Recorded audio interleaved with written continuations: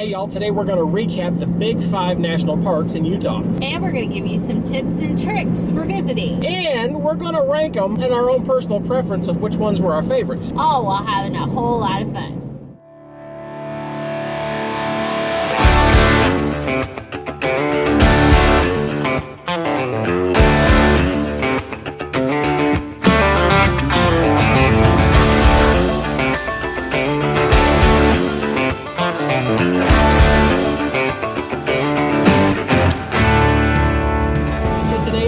Day we're traveling again. We picked up and left this morning from Utah, headed to our next location, which you will see momentarily. But we wanted to go over the big 5 national parks there in Utah. We really pushed it, and instead of visiting 2 parks like what we thought we were going to do in Utah, 2 national parks, we ended up visiting the big 5, and then we also did 2 state parks. So we were like overachievers. You see, our motto is go big or go home, and we've still got about a week and a half before we need to go home, so we went big. There we go. We did all the big 5 in Utah, and for those of you that don't know, those big 5 are Bryce Canyon, Zion, Arches, Canyonlands, and Capitol Reef. In no particular order. No, and I think our favorites may differ just a little. Little bit.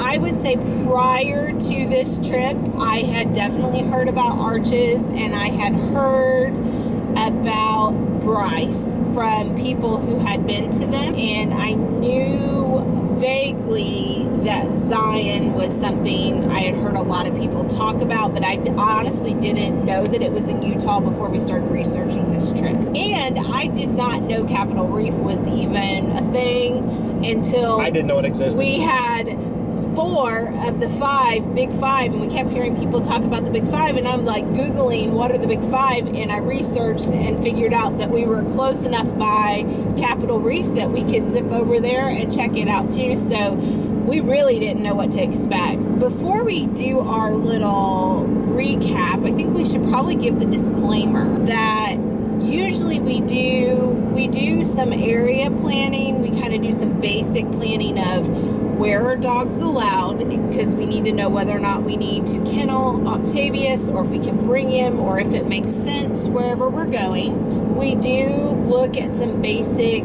based off of the time that we're going to be there, the highlight points to hit. But beyond that, most of the time, we just go into parks, get the map like everybody else, and kind of just start to explore. And that has worked for the most part for us. In Utah, we spend 1 to 2 days at most of these parks, where some of these parks you could literally, if you wanted to get the full-on experience, you could stay a week or more to do all the hiking and experience everything. But we were dealing with a weather situation where the weather was going to drop on us, and then we also had some RV repairs that needed to happen. So we had a lot going on, so we just spent 1 to 2 days. So this is just giving you kind of our first impressions of the big 5. Some of them I think we will definitely be back to explore more. Here we go. Number 5, Cris. My number 5 is definitely Zion. We tried, and I tried to really have a good experience at Zion, but I will tell you, I felt quite a bit disappointed, and it's not because of the beauty, because the beauty is definitely there. It's amazingly gorgeous, but I think some of it probably has to do with the time of year we were visiting. We are at the tail end or beginning of their shoulder season, and it seems like confusion ruled the day during the period of time we were there. And so a good example would be their junior ranger program is really intensive, and that's something that's really important to us and to Miss Ad. You need to attend a ranger program, which that's something that a lot of the ranger programs require. But usually there is something that you can do if you miss like if you're there when ranger programs aren't happening, they required Addie to come back an extra day because they were only doing the ranger programs every other day. And so thankfully we were close by enough that she could come back another day so she could do that. But then on top of that, they then had a scavenger hunt that she was required to do, which again, I don't have a problem with. But the problem that we ran into was because they're in this kind of in-between season, things were closed that were required. And so we were constantly running into these situations where she was being required to do something that we physically couldn't do, or it would add 2 to 3 hours to whatever we were trying to do in order for her to even be able to do, like, check one thing off the box. And so I don't think it was, and I'm not, if you're not doing the Junior Ranger program, you might have a completely different experience. But that was kind of just like really frustrating because we felt like we couldn't fully enjoy things because she was trying to do what she was supposed to do, but it just kept, like, a perfect example is we got up early one day so that we could go and get her to all the places it was required, and then one of the locations wouldn't open until 10, and then later on I read that place actually, they completely had closed what it was going to be for the day. And so there was a lot of that kind of stuff, and I think that comes with that transition season. I don't think that's entirely, I think that's just the time of year. I just think that if that's the way it's going to be, those things, like when you're actually signing up for the Junior Ranger program and those kinds of things, those are the little things that could make it more enjoyable. It's just saying, hey, we know this is closed, so do this instead. Or, hey, we know you're here on a day that doesn't have a program, so you can go do this instead. A lot of parks do that, but we weren't finding those, like, backup opportunities. Then in addition to that, there was lots of confusion, and somebody even told you there was lots of confusion going on about one of the ladies at the information desk, like, people are so confused today. Yeah, where people are still allowed to be, where they're not allowed to be, and then it just felt like everybody was all in the same places. There might be other places where nobody was, but it was like everybody was kind of herded around in a way. Gorgeous park. It felt very amusement park-like you were kind of piled on top of each other, and that's not my favorite thing. I hate starting off on such a negative note. I'm sorry. I did enjoy the views. It was beautiful, but if I'm listing my 5, it is definitely my last. How about you? Well, I won't go into a 20-minute diatribe on it, but my number 5 is definitely Zion, and I'm going to say it just for one reason. Uh-oh. 2 words. Shuttle bus. Shuttle bus. Because it's a scenic loop. There's 2 roads in Zion. There's the scenic loop that takes you up the actual canyon, and that's where you have to be on the shuttle buses. And then there's 9, which is the highway that takes you around it to the east end of the park, takes you through that mile-long tunnel, which was really cool. Mm-hmm. You know, and again, Zion is a gorgeous park. Zion, the geology behind, the history of the geology, the how people settled there, the dangers of the park, whether it was from millions of years ago up to, like 95, they had a huge rock slide. 98, they had another one. A few years back, they had another one, so it's constantly still changing and eroding, and they're trying to keep up with the roads on it. Even in May, they had a major rock slide that, like, totally took out one of their trails. Yeah. And that's what I'm getting at too. Is you're limited on what you see there, where other places not so limited. Zion, Co-op Canyon was out because of a rock slide. The Emerald Pools, 2 of the Emerald Pools you couldn't go to because they had rock slides. It's not their fault. They can't help the natural process of the earth.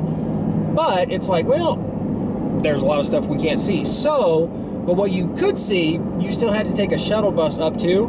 And I think we noticed it mostly on the way back down to the visitor center from going all the way up to the end, was that depending on who was driving the shuttle bus, there was a lot of this going on, and I think we all got a little motion sickness on the way. Now, Addie wanted to sit in the very, very, very back of this double hitched shuttle bus, so we were getting a big wave of it. But we don't like taking shuttle buses. We want to go where we want to go by ourselves and not have to ride with. At one point, we got on the shuttle bus, and it was like sardine packed. Standing, people were standing and like swaying on each other. So, not to belabor the point, but Zion was definitely our number 5, in our opinion. Take it for what you want. Not saying don't go to Zion, because it's absolutely gorgeous. But in the list of all the parks that we saw in 2 weeks, Zion's number 4. And I will say, during a heavy season, the shuttle and the time constraints might not be as big of a deal because I think their hours are longer everywhere. But we were in a shortened hour period. Like even the kennel for Octavius was shorter.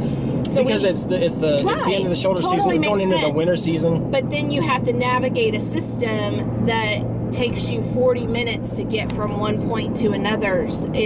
And so then it becomes a little like, oh, we can't, there's so much, we kept running into barriers. It just felt like we were always running into barriers. Right. So that said, now that we got number 5 out of the way, now we're going to go a little shorter because otherwise this is going to be a 2-hour long video and we're going to have to run commercials in the middle. We don't want to do that. Number 4. My 4th, and this is really hard, is Canyonlands. I loved Canyonlands. I liked Island in the Sky District better than Needles. I will say the drive to Needles was beautiful, but the park itself, that's what's pulling this down to number 4 for me. I think if you're a big hiker, it would be much higher on your list. Like you do like the backpacking, hiking, there's all kinds of stuff. It was gorgeous. I have no real complaints. I really fell in love with the other 3, so that's mine. My number 4 is Bryce. Now, really? I know, my geology buddy's going to be like, what? And the whole reason is, when you drive into Bryce, the drive there was gorgeous. For us, it was a 2-hour drive just to get there from where we were located, but totally worth going to.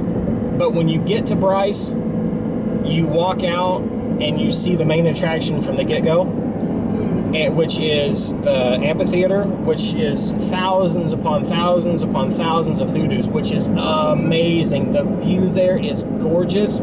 You step up on this ledge between Sunrise and Sunset Point, and which go to both of those. It's really cool. I guess you could see the sunrise at one and the sunset at the other one. Like, I don't know. We were there in the middle of the day, so we saw the middle. But the way the light hits that basin, that amphitheater, it comes alive. I mean, it's absolutely gorgeous. The Native American stories that come with it are equally as cool. If you're into that sort of thing, or if you're into the geology of it, you just stand there with your jaw open and you go, oh my gosh. And then you realize it's not a canyon, like we said before. It's actually where the land split apart, like the top of a loaf of bread. There's natural arches there that they call a bridge. Again, Confusion. Totally throws you off, but the sights there are gorgeous. But the reason it's my number 4 is because you walk up to the climax and then you drive up the scenic route. Thank goodness no shuttle buses. You can just drive there, which is a good thing. But it's because we were outside of shuttle bus season. It's true. I don't know if they make you take shuttle buses there or if you can drive on your own. But the road there on the scenic route is wider. It's really open. They had a couple not brush fires. They had like wildfires there this year, and you could see where it was all burnt out, but still beautiful. The sights there were amazing. You get to Rainbow.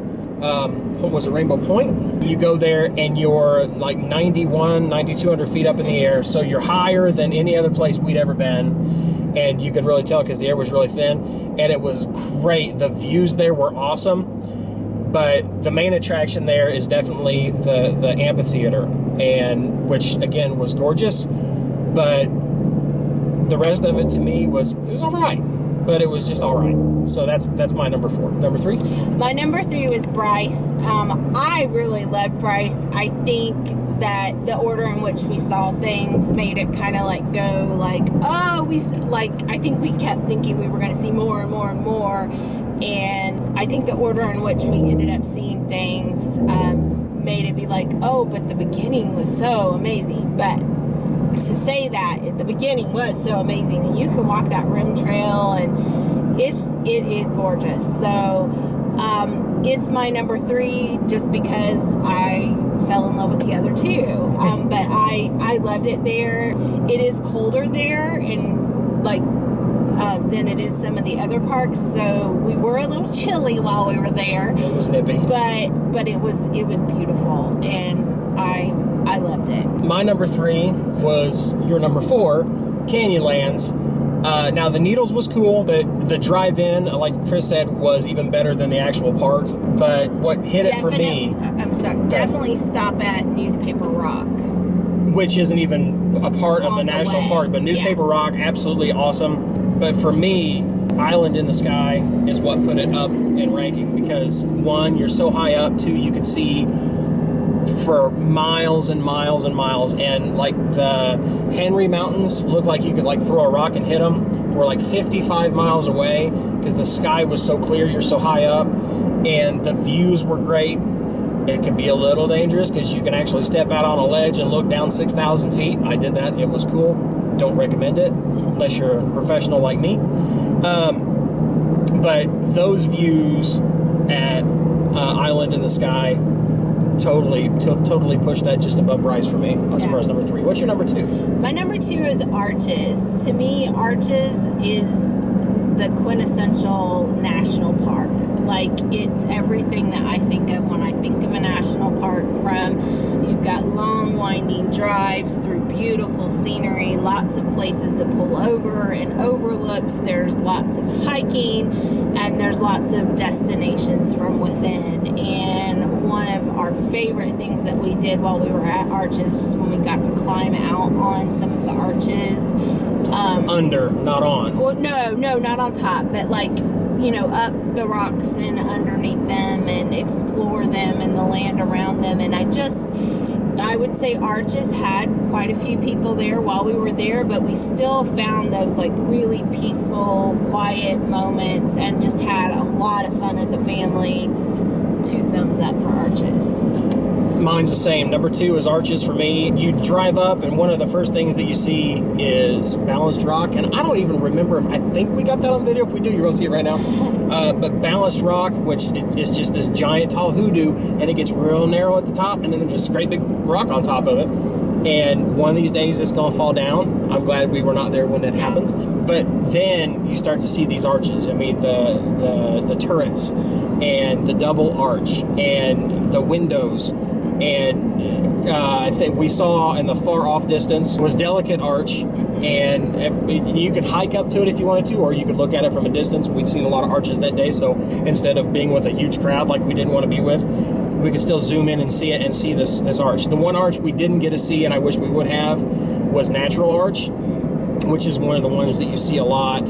I think Delicate Arch is on the official emblem, but Natural Arch is this real long, skinny arch, and I wish we would have saw that, but we had to go back. We ran out of time. Arches is a place I'd love to go back and explore and do hikes. And that's why it's my number 2. Yeah. Because I do want to go back there. I want to find a place where we can have Og hang out with some of his other doggy buddies. Yeah. I wish they had a Doggy Dude Ranch there. Yeah. And I want to plug them real quick. Doggy Dude Ranch down in Zion, just outside of Rockville, Utah. They were fantastic. They even opened up earlier so that we could, they let us drop him off early. Yeah. Because they had just changed their hours. The guy's name that owns it is Steve, and Steve is cool. But Arches is definitely my number 2. It was beautiful. It was kind of cool to see that, they had filmed like the Indiana Jones movie. I'm sure a bunch of other movies there. Just like Zion was another one. They filmed a bunch of movies. But Arches was wide open, and you had so many choices of what to do, whether you want to do these really long, extensive trails, or if you wanted to do just a walk out somewhere. They had something for everybody, and it was absolutely gorgeous. So that's my number 2. What's your number 1? I think we know. Number 1 is Capitol Reef, and it boggles my mind that we almost, 1, just totally missed it, and 2, I was even on the fence of, it's another drive day. Do we really want to go? And then I'm like, no, we really need to. And we were shocked at how much we loved it, how beautiful it was, how different it was. It has a lot of historical layers to it. It has an orchard in the middle of it. It's a very interesting kind of thing. And then the drives and the ability to even take some unpaved roads to kind of really go back into the canyons.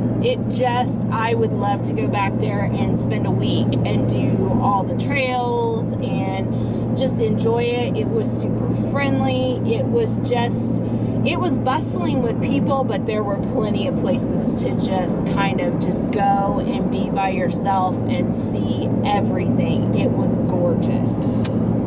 I'm with you. Number one for me was Capitol Reef. The night before we went there, we had a little talk. And she's like, listen, this national park we want to go to, it's if we do the Big Five, we have to go there. It's 95 miles away. It's going to be a really long drive just to get there. I know we're tired and we're getting ready to move on, so it's up to you whether you want to or not. That's it. She put it on me. I'm like, well, and I didn't want to. I didn't want to go. I'm like, I don't want to drive another 2 hours just to go see rocks. Bad attitude, I know. But I'm like, you know what? It's not just for us. It's also for Addie, for her to get the educational experience, for her to get another national park badge. So we went, and then we got there, and it was like, oh my gosh, because you get the rock formations. You know, you see more of that geology if you're a rock hound or anybody who just thinks it's really cool to see tall columns of rocks. But then in the middle of it is this town that was settled back in the 1800s by these people who were like some of the most hard-working people, and they wanted to live there. They wanted to make a living and survive there, so they planted an orchard. You know, they planted apples and pears and peaches and berries, and they farmed the land, and they made it their own. And then, you know, when World War II happened, then, you know, the town kind of went away, and they turned it into this national monument, later a national park. And it's gorgeous. You get the rocks, you know, the giant rock walls, and you can actually drive into the canyons and be a part of that experience and see these giant walls that just go for thousands of feet up in the air and be driving right next to them. And then there's the wildlife, the deer. They must have read the pamphlet and saw that they were protected, so they just sit there and hang out, eat from the orchards, eat the grasses, and just look at you. And it was, so you got the wildlife. Totally awesome, and I definitely want to go back. That was just our take on the Big Five. As you know, we didn't spend a lot of time in the parks, but what we gathered from it, that's how we got our favorites and our own little opinions on this. Y'all might have gone to the parks and had different opinions. Y'all might go to the parks. We strongly recommend it, all 5 of them, and get your own opinion of it. We can only give you what we gleaned from such a small amount of time. Do you have a favorite? Have you been to any of them, and which one was your favorite? Which one should we go back to?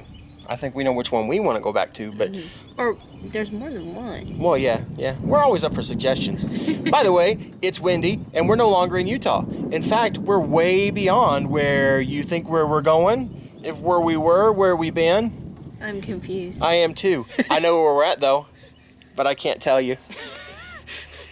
There might have been a subtle hint there. But we're taping this now way further on from where we were in Utah. We've got so many more adventures to give you. It's going to change up a little bit as we do it, just because our adventures changed as we went on. And you'll see that in some upcoming weeks. Some were fun, some were not. But we're still having a great time. Just to let you know, our season as we're doing this is about to wind down, while you guys are about mid-season, maybe a little further along. But just to let you know, we're fine. We're doing great. And it's windy here. So, sorry if you're getting the... I'm sorry. Alrighty. Well, if you like this video, we'd love for you to give it a thumbs up. If you're not already a member of the Crock Posse, we'd love for you to subscribe down below. Our slow cooking, fun loving, park traveling, squirrel moment family. Yes.